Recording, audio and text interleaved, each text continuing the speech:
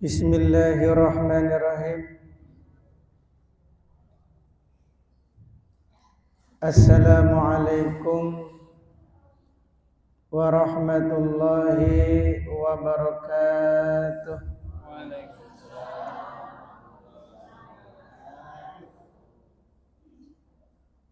Nahmaduhu wa nusalli wa nusallimu ala rasulihil karim. Allahumma la ilma lana illa ma 'allamtana innaka anta 'alamul ghuyub. Rabbi shrah li sadri wa yassir li amri wahlul 'uqdatam min lisani yafqahu qawli. Jamaah pengajian ibu-ibu yang sama-sama dirahmati oleh Allah Subhanahu wa ta'ala. Bersyukur kita sebelumnya kepada Allah Subhanahu wa ta'ala. Alhamdulillah, berkat rahmat, hidayah serta inayahnya kita semua telah dimudahkan oleh Allah di tengah-tengah kesibukan kita sebagai ibu rumah tangga, apalagi di siang hari waktunya tidur, kita masih menyempatkan untuk belajar ilmu atau mencari ilmu di Masjid Nurul Huda. Mudah-mudahan pengorbanan ibu yang meluangkan waktu untuk hadir di majelis yang mulia ini dibalas oleh Allah dengan kebaikan yang setimpal. Amin. Mudah-mudahan barokah majelis ta'lim yang hadir rezekinya dilancarkan oleh Allah. Amin. Yang sakit-sakitan mudah-mudahan disehatkan oleh Allah. Dan mudah-mudahan barokah majelis taklim yang hadir umurnya dipanjangkan oleh Allah. Pengen berapa tahun ibu?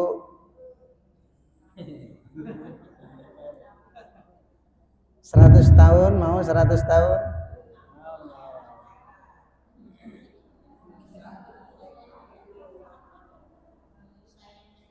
Ya. Nanti kalau kepanjangan sampai 200 tahun kita malah susah. Suami sudah meninggal, anak meninggal, cucu meninggal.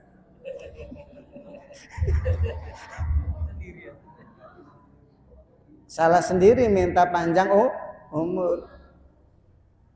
Ya, yang jelas kita minta supaya umur kita diberkahi oleh Allah. Amin. Salawat dan salam tak lupa kita curahkan kepada junjungan kita Nabi besar Muhammad sallallahu alaihi wasallam, kepada keluarganya, para sahabatnya serta orang-orang yang mengikuti ajarannya, dan mudah-mudahan kita di akhirat kelak mendapat syafaat dari yang mulia baginda Nabi Muhammad sallallahu alaihi wasallam. Ibu-ibu yang dirahmati oleh Allah Subhanahu wa ta'ala,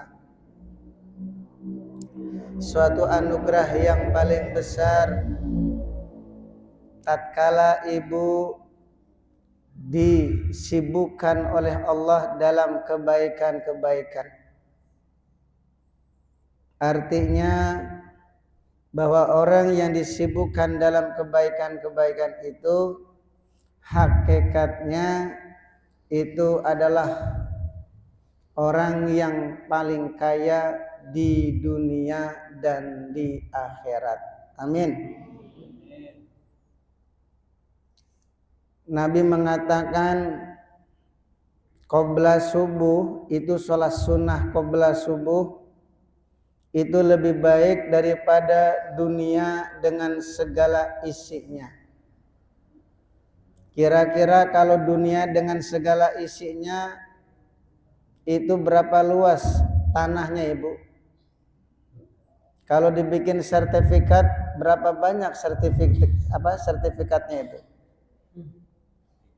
Nggak kehitung. Ya, dunia dengan segala isinya. Cina milik kita, Jepang milik kita, Amerika milik kita, terus semua negara-negara milik kita.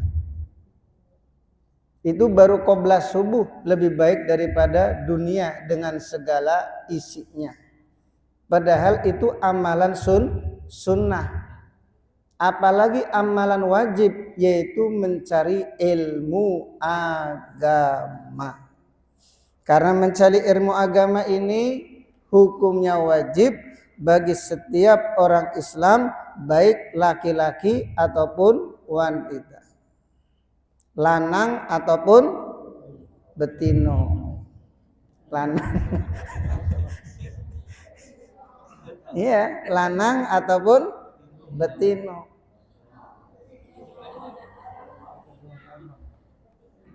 Wajib.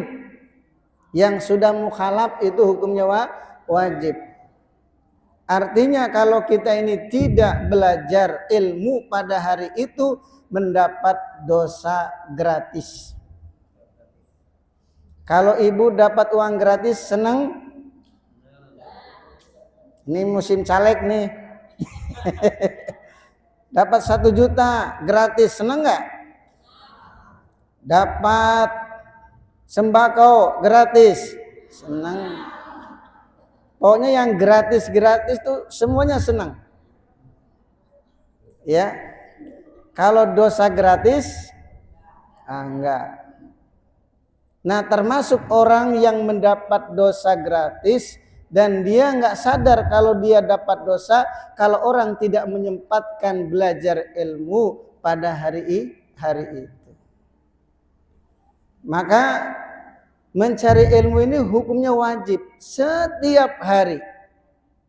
Baik itu ilmu yang berhubungan dengan Al-Quran ataupun ilmu fikih, yang apa saja ilmu yang berkaitan dengan akhirat itu namanya ilmu. Kalau di sekolah ilmu atau bukan, itu pengetahuan. Kalau ilmu itu yang berhubungan dengan agama, ilmu akhirat. Sehingga dalam Al-Quran Allah telah menjamin, yarfa'illahu alladhina amanu minkum walladhina utul ilma darajat. Allah mengangkat orang beriman dan berilmu beberapa derajat. Bukan hanya 1 derajat, berderajat-derajat bagi orang yang beriman dan memiliki ilmu. Maka mudah-mudahan hadirnya kita di majelis yang mulia ini, kita mendapatkan derajat yang tinggi di sisi Allah Subhanahu wa ta'ala. Amin ya rabbal alamin. Ibu-ibu yang dirahmati oleh Allah Subhanahu wa ta'ala, pertemuan kali ini akan membahas tentang pentingnya modal. Modal apa, Ibu? Modal hidup. Dan sebaik-baik modal hidup adalah takwa. Bukan duit. Modal hidup adalah takwa. Di sini dijelaskan dari Ibnu Sulaiman bin Mihran al-Kufiyu radhiyallahu anhu. Beliau mengatakan, man kana rasumalihi taqwa, barang siapa yang modal utamanya adalah takwa, kallat al-sunu an wasfi ribhi dinihi, maka tidak akan ada lisan yang mampu menggambarkan keuntungan agamanya. Artinya kalau orang itu modal utamanya adalah takwa, itu banyak kebaikan-kebaikan yang ia dapatkan baik dunia maupun akhirat. Saking banyaknya kebaikan yang ia dapatkan, tidak ada satu lisan pun dari manusia yang mampu menggambarkan keuntungan agamanya. Hari ini kita tidak terasa, namun ketika kita di akhirat, ternyata kebaikan-kebaikan yang pernah kita buat, sholat 5 waktu, puasa di bulan Ramadan, hadir taklim di Masjid Nurul Huda pada hari Rabu jam pirogi? Jam 2 sampai asar. Dan semua kebaikan-kebaikan semua yang kita lakukan itu akan kita petik hasilnya nanti di akhirat, yaitu di surganya Allah Subhanahu wa ta'ala. Disitulah kita mendapatkan keuntungan yang besar, karena ibu-ibu nanti di surga itu dijadikan ainun mardiyah, pimpinannya para bidadari. Jadi wajah-wajah nenek-nenek di surga nggak ada ibu. Ya, ini semuanya nanti diganti wajahnya. Jadikan ainun mardiyah. Pimpinannya bidadari. Karena bidadari kalah dengan wanita dunia yang masuk surga. Memang bidadari diciptakan dari nur. Tapi ainun mardiyah itu memang asalnya dari manusia yang ada di dunia, tapi karena masuk surga Allah jadikan pimpinannya para bidadari. Allahu Akbar. Saking cantiknya ainun mardiyah, memakai baju 70 lapis.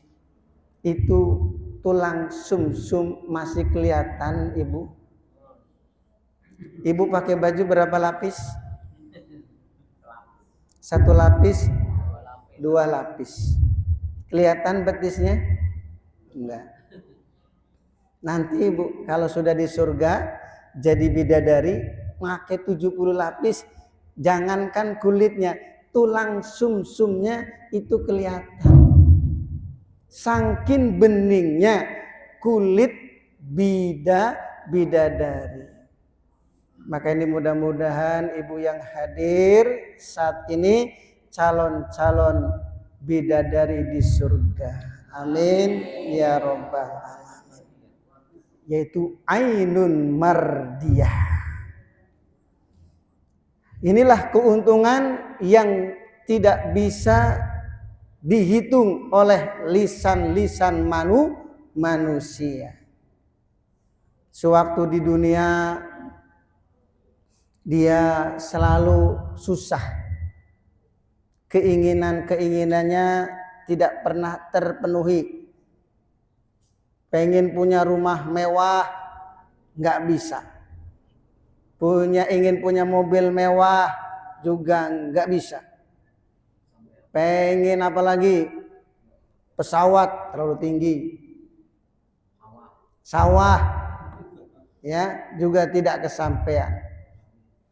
Kebun sawit 600 hektar enggak kesampaian. Akan tetapi selama ibu orang yang betul-betul beriman dan istiqomah mengamalkan agama kemudian masuk surga, itulah keuntungan yang paling besar. Ternyata dunia itu tidak ada apa-apanya. Sehingga andaikan orang-orang sewaktu di dunia selalu bahagia, apa saja yang dia inginkan selalu terpenuhi, punya mobil yang mewah, rumah yang mewah, tapi kalau akhirnya masuk ke dalam neraka, itu orang yang paling rugi. Maka ibu-ibu yang sempat hadir dalam majelis yang mulia ini, inilah hakikatnya orang-orang kaya. Amin. Walaupun tidak kaya di dunia, tapi kaya di akhirat. Amin ya rabbal alamin.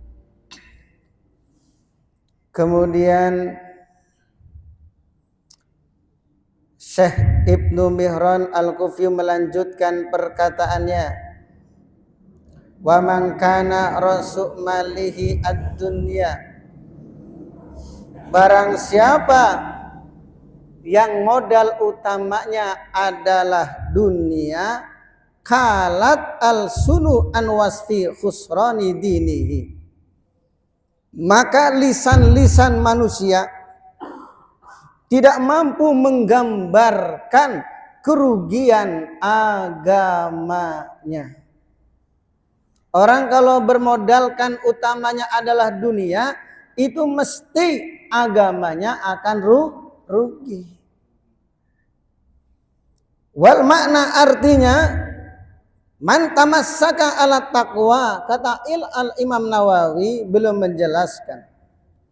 Barang siapa yang berpegang teguh kepada ketakwaan biimtitsali awamirillahi ta'ala, yaitu mematuhi perintah-perintah Allah, wajtinabi ma'asi, dan menjauhi kemaksiatan, bi an asasa af'aluhu bimuwafiqati syar'i, serta perbuatannya berasaskan yaitu dengan norma-norma syariat, falahu hasanatun, maka baginya kebaikan, kasiratun, yang banyak, la tuhsuh, saking banyaknya kebaikan itu tidak bisa dihitung.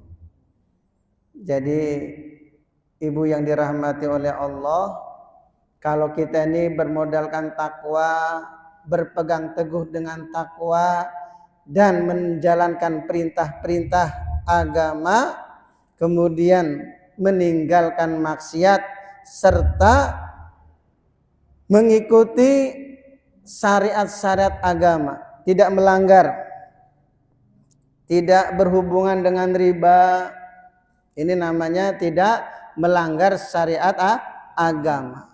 Pokoknya tidak ada hubungan dengan riba, maka dia akan mendapatkan kebaikan yang banyak. Saking banyaknya kebaikan yang ia dapatkan tidak bisa dihitung. Tapi kalau orang itu melanggar syariat agama, kelihatannya awalnya mendapatkan banyak keuntungan, tapi pada akhirnya adalah kerugian, baik di dunia maupun di akhirat. Kemudian wa man tamassaka ala umuri mukhalafatil lisyar'i, barang siapa yang berpegang teguh atas perintah-perintah yang berlawanan dengan syariat, falahu sayi'atun kasirah, maka baginya keburukan yang banyak, azazat al-sunu an zikri dalika bil adadi, saking banyaknya keburukan yang ia dapatkan sampai lisan-lisan manusia pun tidak mampu menghitung keburukannya, saking banyaknya keburukan yang ia dapatkan kalau orang itu melanggar syariat agama. Maka hadirin yang dimuliakan oleh Allah Subhanahu wa taala, intinya kalau kita menjadi orang takwa, kehidupan kita ini justru akan selalu mendapatkan banyak kebaikan-kebaikan, baik di dunia maupun di akhirat. Kalau orang itu bermodalkan utamanya adalah takwa. Walaupun ya secara zahir kita ini mungkin urusan duit paling sedikit, tapi selama kita ini takwa, hakikatnya kita ini mendapatkan banyak keuntungan. yaitu yang jelas di akhiratnya Allah. Maka orang-orang dulu tuh lebih mengutamakan keuntungan akhirat daripada keuntungan dunia. Walaupun dalam hidupnya serba kekurangan. Maka di zaman Syekh Ahmad Ibnu Hambal, yaitu Imam Ahmad Ibnu Hambal, ada seorang wanita datang kepada Imam Ahmad Ibnu Hambal, tujuannya meminta hukum fatwa mengenai pengalaman yang baru saja dialaminya. Wanita tersebut bercerita, "Wahai pelita umat Islam, aku ini wanita miskin. Saking melaratnya saya, sampai lampu penerang rumah pun aku tidak memilikinya, yaitu lampu damar." Ibu tahu lampu damar ya? Zaman dulu belum ada listrik, pakai lampu damar. Lampu apa Ibu? Koplik. Ya. Kuplik. Kuplik. Ya nggak tahu kuplak-kuplik. Pokoknya lampu damar. Saking miskinnya, lampu damar pun nggak punya. Maka wanita tadi melanjutkan ceritanya, "Wahai Imam, dikarenakan siang aku sibuk mengurus keluargaku, maka aku mencari makan untuk keperluan diriku dan keluargaku pada malam hari, yaitu dengan merajut benang. Pekerjaan itu aku lakukan di malam hari di saat terang bulan. Pada suatu malam," kata wanita tersebut, "lewatlah satu pasukan dari pemerintah yang mereka membawa lampu-lampu yang banyak, dan mereka lewat di depan rumah saya, sehingga depan rumah saya menjadi terang benderang. Terangnya lampu dari cahaya lampu-lampu milik pasukan pemerintah itu saya manfaatkan cahaya tersebut, yaitu dengan saya mempergunakan atau memintal beberapa kapas, ya, memintal benang beberapa kapas. Wahai Imam, yang saya ingin tanyakan, apakah harga benang yang saya pintal dengan menggunakan cahaya lampu milik negara itu halal bagi saya atau tidak?" Mendengar pertanyaan wanita tersebut, Imam Ibnu Hambal langsung terkagum-kagum. "Siapakah Anda yang menaruh perhatian terhadap agama sedemikian hebatnya pada zaman sekarang ini, tatkala masyarakat Islam telah dilalaikan oleh dunia dan tamak terhadap harta? Siapa Anda?" Maka wanita tersebut menjawab, "Aku adalah saudara Bashar Al-Hafi." Mendengar jawaban wanita tersebut, Imam Ahmad Ibnu Hambal menangis terseduh-seduh, karena Imam Ahmad Ibnu Hambal tahu bahwa Bashar Al-Hafi adalah seorang gubernur yang soleh. Saudaranya gubernur, gubernur yang soleh. Maka Imam Ahmad Ibnu Hambal beberapa saat tidak menjawab pertanyaan wanita tersebut. Beliau berdoa, kemudian memohonkan rahmat untuk Bashar Al-Hafi.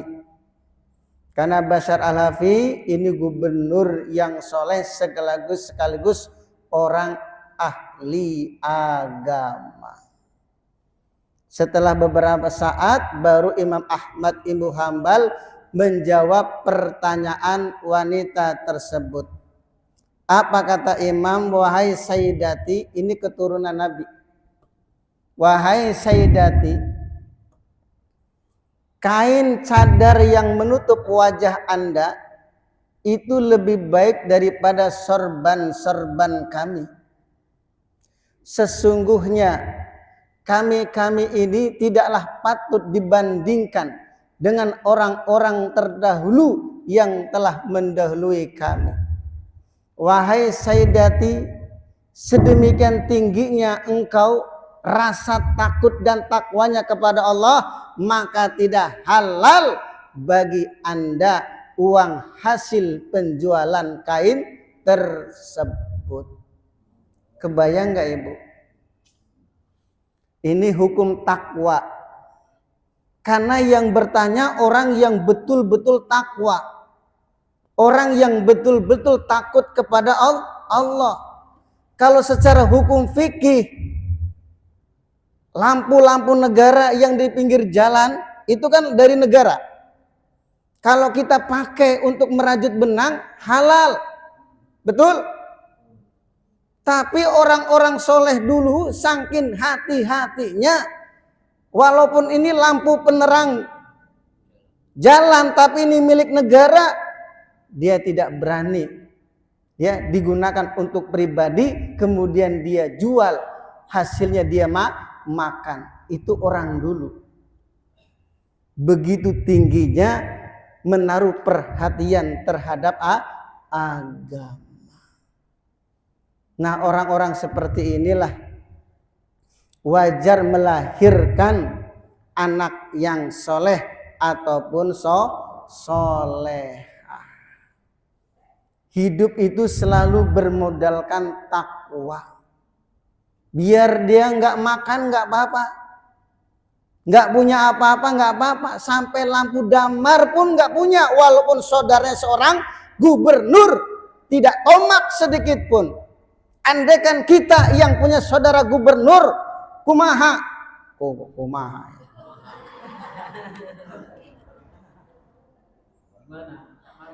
Cak mano Ibu? Cak mano. Bu, andaikan Ibu yang punya saudara adik jadi gubernur Sumatera Selatan, kira-kira Ibu minta apa? Ya, jadi bupati. Yang ini jadi lurah. Pak Ali jadi camat. Ibu jadi wali kota. Terus kepala dinas. Coba bayangkan. Apalagi kalau saudara kita presiden. Masya Allah. Kayaknya nyalonkan jadi wakil presiden. Coba bayangkan Ibu, orang dulu lebih baik itu hidup apa adanya, mengutamakan takwa, tidak tomak terhadap harta, walaupun saudaranya seorang gubernur, lebih memilih makanan yang halal, betul-betul halal.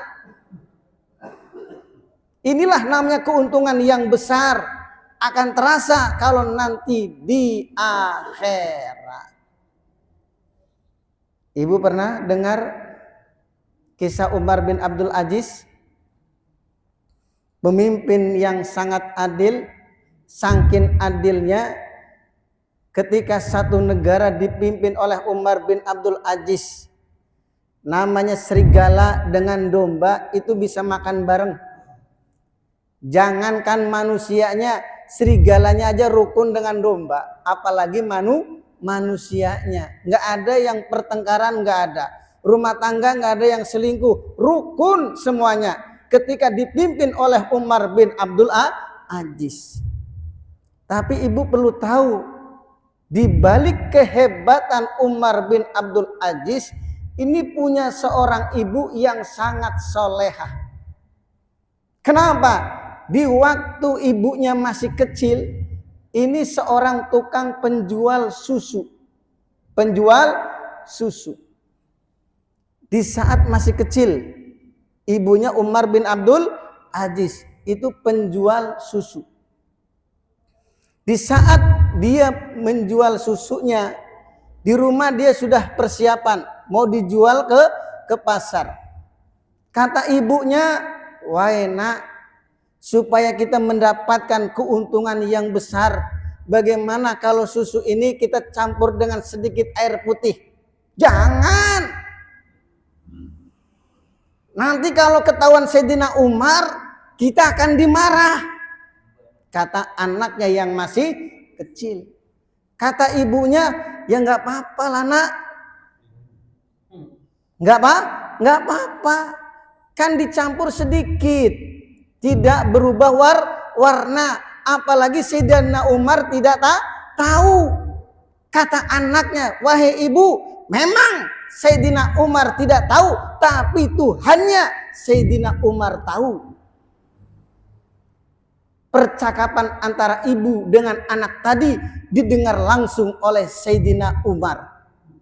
Sayyidina Umar kaget mendengar jawaban anak wanita yang masih kecil, memiliki keyakinan yang sangat tinggi, rasa takutnya kepada Allah, sehingga dia cepat-cepat pulang menemui anak laki-lakinya. "Kamu harus menikahi seorang wanita yang ada di sana. Kalau nggak mau, biar bapakmu yang nikahin." Ini wanita mahal ini. Maka anaknya pun menikahi wanita tersebut. Lahirlah Umar bin Abdul Aziz, pemimpin yang adil. Itu lahir dari wanita yang solehah. Inilah bermodalkan takwa, tidak keuntungan. Andaikan wanita kecil tadi dia mengutamakan keuntungan dunia, mengikuti apa yang dikatakan ibunya, dicampur dengan air, memang secara dohir dunia dia untung, tapi dia rugi di akhirat.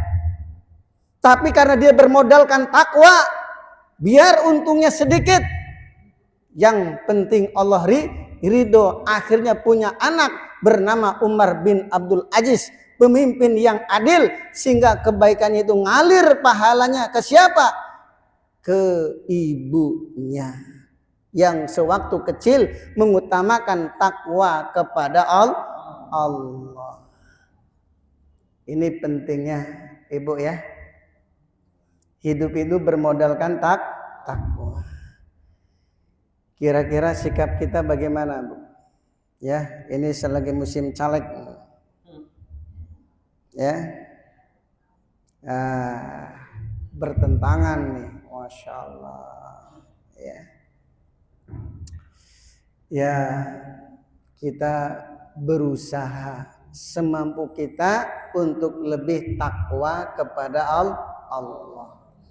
Walaupun ya tidak sesoleh-solehah seperti di zaman Umar bin Abdul Aziz, tapi setidaknya kita sudah istiqomah hadir pengajian di Masjid Nurul Huda setiap hari Rabu. Ini sudah alhamdulillah. Mudah-mudahan kita digolongkan ibu-ibu yang solehah. Amin. Mudah-mudahan barokah kita suka duduk dalam taklim. Allah berikan kepada kita anak atau cucu yang soleh ataupun solehah. Amin ya Rabbal Alamin. Karena wanita yang solehah itu lebih utama daripada seluruh polisi dalam satu negara. Percaya nggak Ibu?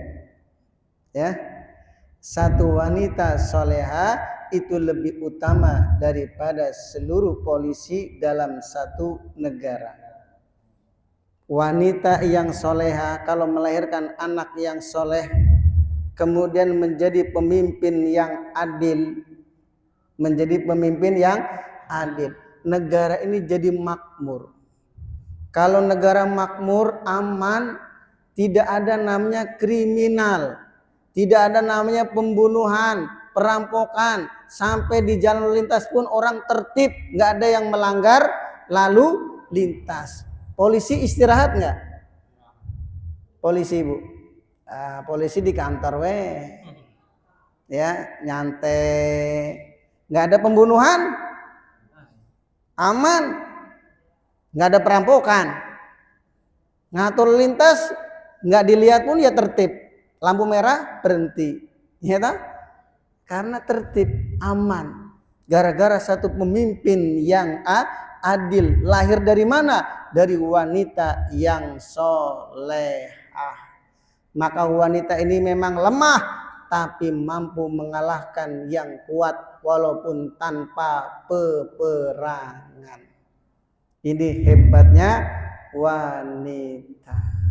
Masya Allah. Maka ibu-ibu yang sama-sama dirahmati oleh Allah Subhanahu wa Ta'ala, saya yakin ibu-ibu yang mau menyempatkan duduk dalam majelis taklim ini salah satu ibu-ibu yang menaruh perhatian agama, ya, yang ya termasuk dianggap yang prihatin terhadap agama. Mudah-mudahan ya Allah SWT memberikan keberkahan dalam kehidupan kita, khususnya mudah-mudahan kalau enggak anak kita, cucu kita menjadi ahli agama. Amin ya rabbal alamin. Saya kira sekian, lebih kurangnya mohon maaf. Kita akhiri dengan kifaratul majlis. Subhanallah wa bihamdihi, subhanallah wa bihamdihi, asyhadu an la ilaha illallah. Wassalamualaikum warahmatullahi wabarakatuh. Ya.